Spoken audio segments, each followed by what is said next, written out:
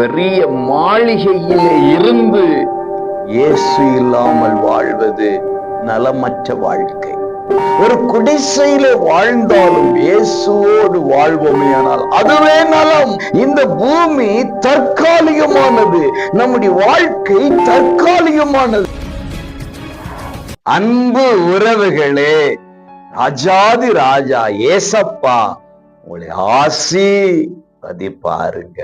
சங்கீதம் 73:28 எனக்கோ தேவனை அண்டிக் கொண்டிருப்பதே நலம். பிரியமானவர்களே, உங்களுக்கு பிடிச்சது என்ன?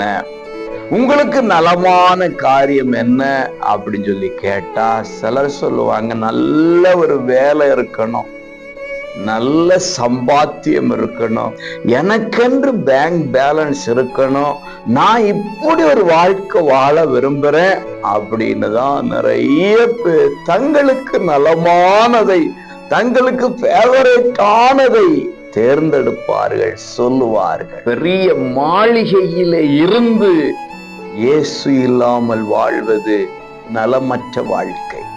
ஒரு குடிசையில வாழ்ந்தாலும் இயேசுவோடு வாழ்வோமேயானால் அதுவே நலம். ஏனென்றால் இந்த பூமி தற்காலிகமானது.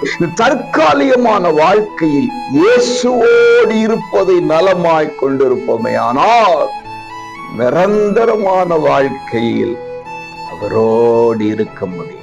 பணமோ பொருளோ ஆஸ்தியோ அந்தஸ்தோ அல்ல, இயேசுவே எனக்கு போதும் என்று வாழ தீர்மானித்தார்.